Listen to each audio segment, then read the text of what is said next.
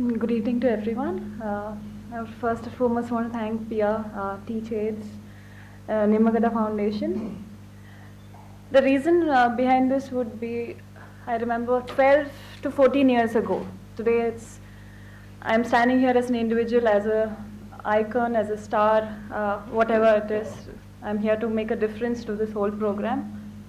But I remember 14 years ago when I was in college, I just got into college. And I was getting into college one day and I saw this lean guy sitting outside the college and playing his guitar. And he was playing some amazing music. I was just standing and watching him. It's not that I had so much of money. I didn't have anything to give him, but all I could do is give him a few minutes of my time and listen to what he was playing. And once he finished playing, I just spoke to him. His name was John. And he was outside the college the next day also, and again he played his music and I got to speak to him. And that's when he told me that I need you to come to this one place, and again he's a stranger now, I need you to come to this place with a group of people. That's when the whole AIDS awareness had just started. It was a whole huge taboo to talk about AIDS, to talk about anything to do with sex. Till now, even I haven't spoken about sex education or spoken about anything with my parents. It's a taboo and it's something that I wouldn't go across and talk to them. And when I went with John, it's like I had a few more friends and I don't know what pushed me then. And I had lots of fear. My parents still don't know about it. I think this is the first day they're going to know about it today. I used to bunk my college and then go with a few friends to find out what is this man, what's he trying to say. And around 25 kilometers from the college where I studied was this it's a small village, remote place, which had two chicken sheds. So they had emptied out two chicken sheds, and there was some person who had started, who wanted to make a difference, who had one of the chicken shed emptied out for the ladies and one for the men.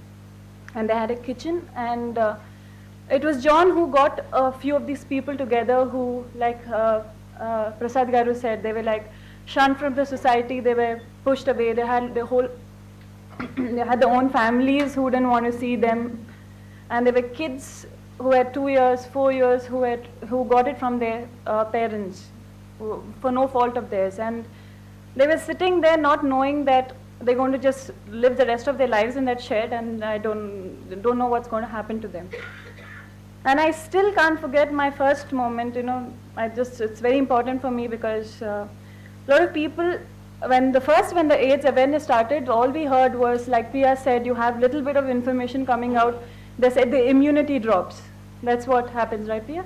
The immunity drops. So if the immunity drops, what should we do? You give them a lot of multivitamins. That's the basic thing that you can do to them.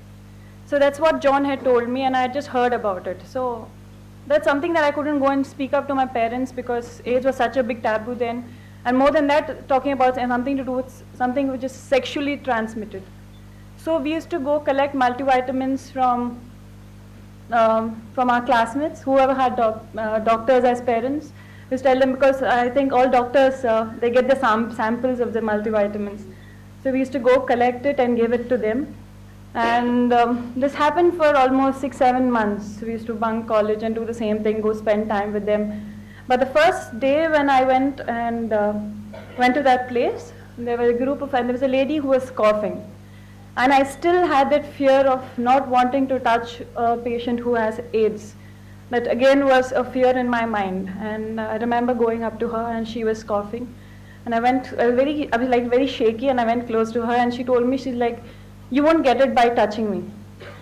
She's like, what you need to take care of is I've got TB and you need to keep away from me because that can be transmitted. And she just said, you sit far away and talk to me. And then the next thing was, another challenge for me was when John made some food. And all of us played a game of volleyball together, and John made some food. And he just mixed the food in one plate and he gave it to us. And for me to take that food again from that plate it was very scary. Honestly, it was very scary. And these were the questions which troubled me a lot, because I could never come back home and ask my parents, what is it? I didn't have any teacher to go and tell me, okay, what do I know about AIDS? Internet, then I didn't have access to internet. There was no access there was nobody to talk about, and I remember it troubling for me for 1-2 years. And after 1 year, I lost touch with those people. John passed away, and we got to hear that the sheds were closed down, and I don't know, I think a foundation took over it. I'm not sure what happened. But because of the fear that I had, and because I didn't have anyone to speak to at that time, being a young girl, I had to disconnect from that. And there's so many questions, Priya, that I'm sure not only the youngsters, and that's something I genuinely feel that more than the youngsters, it's the adults, it's the people who work in these medical centers. Like we spoke about condoms being used. It's like everywhere you speak about anything, they say condoms. You use condoms for protection. But the basic thing is, when a teenager, okay, who's seen it and who goes to buy a condom from a medical store, their faces are going to look down at him, or their faces are going to be like, I know your dad, I'm going to tell your dad. So what do those people do? So I think that the program that you've come out with, and you can't blame the parents, you can't blame them, because I just feel it's a cycle, it's a chain.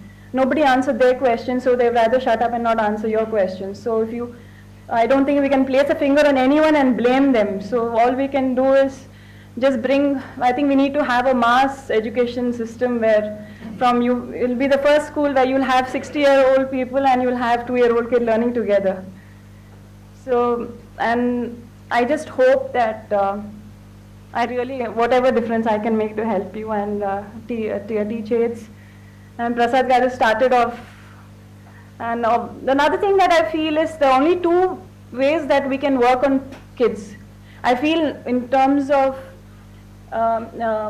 educating on AIDS, I think everyone are like kids. And if you have to educate a kid, all you need to do is either take a scale. If your kid's not studying geography, all you need to do is take a scale and beat him on his legs and say, learn your geography.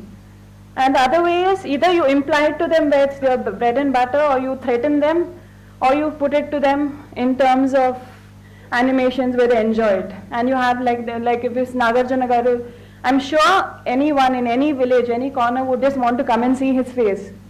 So that's going to make a huge difference. And I hope each one doesn't wait for it to get into your family. Don't sit in a corner and think that we are very safe. We use condoms, it's not going to happen. You never know what happens when. So the best thing is to spread that awareness for people who have kids. Please talk to your kids.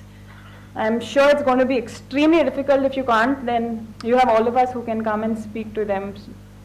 So I hope we make a start somewhere before it's late.